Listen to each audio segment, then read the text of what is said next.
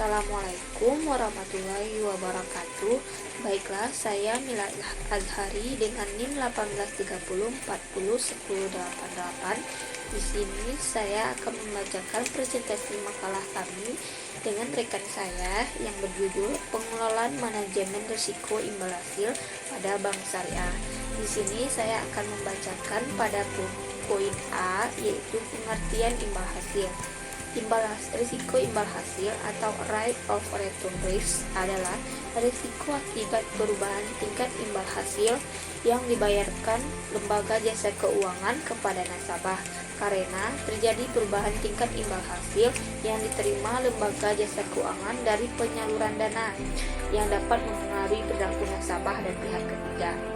Risiko imbal hasil menurut Peraturan BI tentang penerapan manajemen risiko bank, syariah, dan UUS adalah risiko yang terjadi akibat perubahan tingkat imbal hasil yang dibayarkan bank kepada nasabah karena terjadi perubahan imbal hasil yang diterima bank dari penyaluran dana yang dapat mempengaruhi perilaku nasabah dan pihak ketiga. Bank risiko imbal hasil ini akan berkonsekuensi pada risiko penarikan dana yang merupakan bagian dari spektrum risiko bisnis.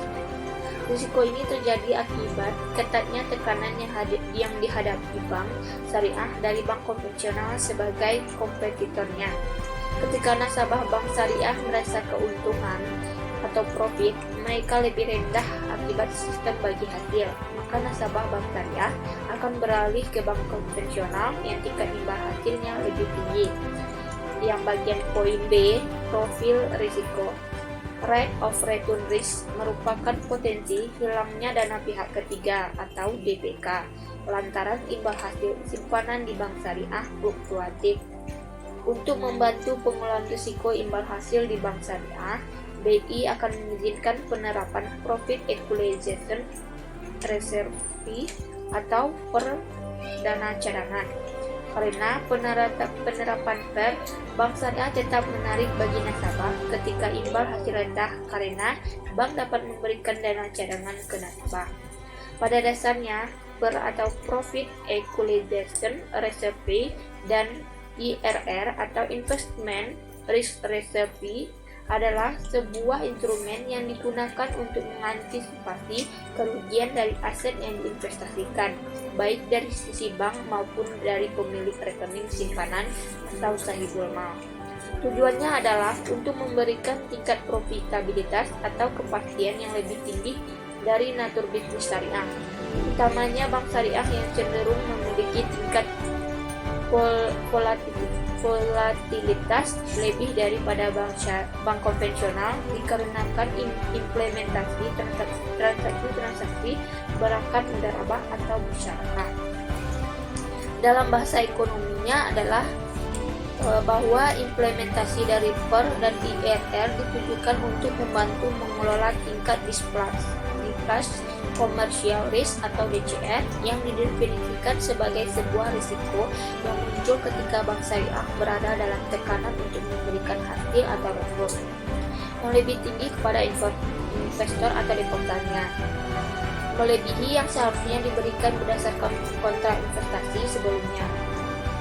Banyak alasan yang dikemukakan terkait isu DCR tersebut, salah satunya adalah masalah likuiditas bank syariah, di mana ketika bank hasil lebih rendah dari bank konvensional, dikhawatirkan akan terjadi fund flight yang cukup besar dari bank syariah ke bank konvensional, dikarenakan suku bunga konvensional lebih tinggi dibandingkan imbal hasil bank syariah.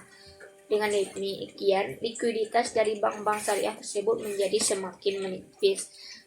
Mungkin hanya itu presentasi dari saya. Selanjutnya akan dilanjutkan oleh rekan saya. Baiklah, saya Novi Andriajani, NIM 1830401113 akan melanjutkan presentasi dari teman saya. C. Konsep dasar risiko imbal hasil. Risiko imbal hasil dapat dibedakan oleh dua faktor, yaitu faktor internal dan faktor eksternal. Faktor internalnya penurunan nilai saham bank syariah atau penurunan rasio kecukupan modal.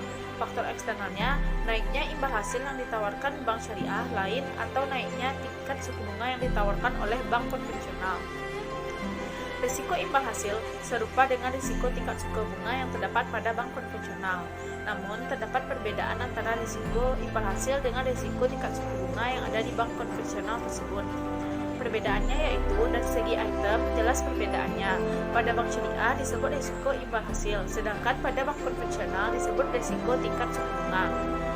Dari sumber pendapatan, bank syariah campuran dari investasi berbasis markup dan investasi bisnis ekuitas, sehingga ketidakpastian lebih besar.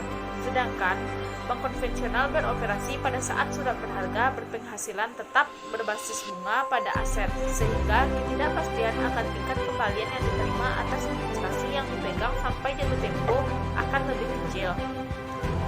Besaran kembaliannya pada bank syariah telah diantisipasi, tapi tidak disepakati sebelumnya. Selain itu, kembalian investasi yang berdasarkan kemitraan tidak akurat sampai akhir periode investasi. Pada bank konvensional, tingkat pengembalian dari simpanan di bank konvensional telah ditentukan sebelumnya. D. Manajemen risiko imbal hasil. Dalam manajemen risiko imbal hasil, bank syariah harus memiliki sistem yang tepat untuk identifikasi dan pengukuran faktor yang bisa meningkatkan risiko imbal hasil tersebut.